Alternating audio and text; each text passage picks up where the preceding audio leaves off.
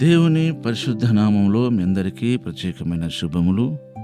ఇది నా దేవుని వాక్యము లేదా దేవుని మాట.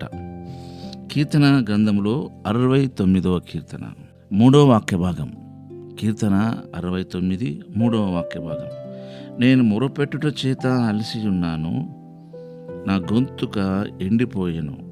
నా దేవుని కొరకు కనిపెట్టుట చేత నా కన్నులు క్షీణించిపోయేను. చూడండి, దేవునికి మొరపెట్టుట చేత అలసి ఉన్నాను, నా గొంతుకు ఎండిపోయాను. ఇక్కడ చేసే ప్రార్థన మౌనంగా ఉండి ప్రార్థన చేయడం కాదు. ఇది గొంతుకుతో మాట్లాడుచు ఇంకా మొరపెట్టడం. ఆ మొరపెట్టడం వల్ల ఏమైందంటే గొంతు ఎండిపోయిందట ఆయనకి. మనం కొన్నిసార్లు మన ఇండ్లల్లో మనం మాట్లాడడం ద్వారా, కొన్నిసార్లు వాదోపవాదాలు చేసుకోవడం ద్వారా గొంతు ఎండిపోతుంది. పాటలు పాడేటప్పుడు, వాక్యం బోధించేటప్పుడు కొన్ని సందర్భాలు జరుగుతుంది. దేవుని మొరపెట్టి సమయంలో ఆయన గొంతు ఎండిపోయేట్లాగున్న దేవుని మొరపెడుతున్నాడు. అలాగనే నా దేవుని కొరకు కనిపెట్టుట చేత నా కన్నులు క్షీణించిపోయినాయి. అంటే ఎంతగా దేవుడు అంటే భౌతికంగా దేవుడు కనబడాలన్న ఉద్దేశం కాదు ఇక్కడ అర్థం. నా కన్నులు క్షీణించిపోయినాయి అంటే భౌతికంగా దేవుడు వస్తాడు, దేవుని చూడాలన్న ఉద్దేశం కాదు ఈ వాక్యంలోని అర్థం.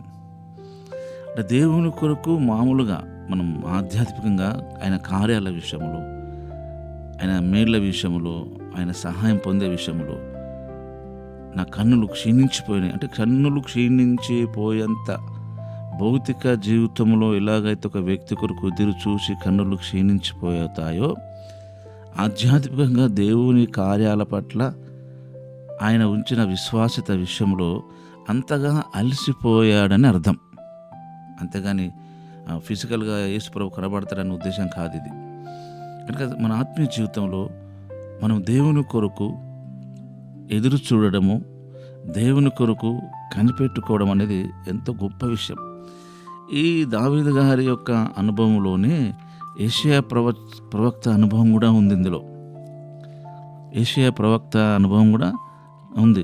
ఆ యెషయా ప్రవక్త అనుభవం ఏంటంటే యెషయా గ్రంథము 40వ అధ్యాయం చూడండి. 40వ అధ్యాయంలో రాయబడ్డ మాట ఏంటంటే యెహోవా కొరకు ఎదురు చూచువారు అని రాయబడ్డది.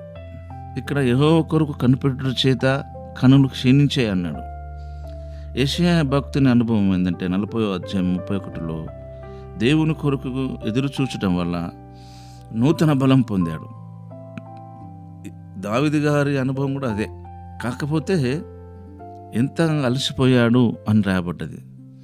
ఇక్కడనేమో నూతన బలము పొందాడు అని రాయబడ్డది. ఈ రెండు అనుభవాలు ఉంటాయి. కొన్ని సందర్భాల్లో మనం బలం పొందుకోవడానికి, స్ట్రెంగ్త్ కలిగి ఉండడానికి, కొన్నిసార్లు బలహీనంగా ఉండడానికి కూడా అవకాశం ఉంటుంది.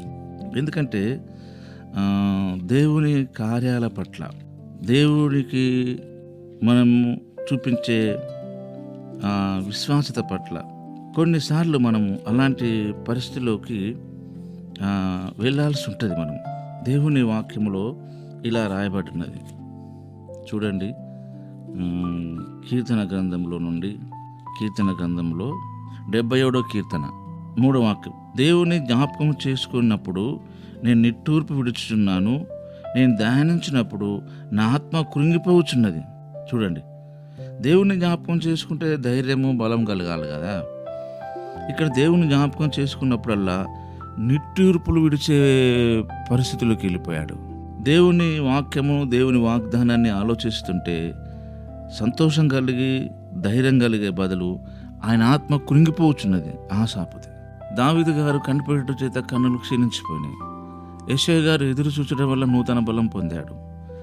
ఆశాపు దేవుణ్ణి జ్ఞాపకం చేసుకున్నప్పుడల్లా డిప్రెషన్కి వెళ్ళిపోతున్నాడు. ఎంత విడ్డూరమైన అనుభవాలు ఇవి. కనుక మన ఆత్మీయ జీవితంలో ఈ మూడిట్లో ఏదో ఒకటి అనుభవం కలిగి ఉంటాం. మనం ఆయనను ధైర్యం తెచ్చుకొని దేవుని వైపే చూడాలి. నిజంగా దేవుని కొరకు కనిపెట్టుకున్నవారు ఆయన ఎన్నడూ వారిని సిగ్గునందనీయడు. పరిశుద్ధుడైన తండ్రి, మీకు స్తుతి చెల్లిస్తున్నాము. ఇది నా వాక్యంకై వందనాలు. నీ వాక్యం ద్వారా మమ్మల్ని దర్శిస్తూ బలపరుస్తున్నందుకై స్తుతి చెల్లిస్తాం. యేసు నామములోనే ప్రార్థిస్తున్నాము తండ్రి. ఆమేన్.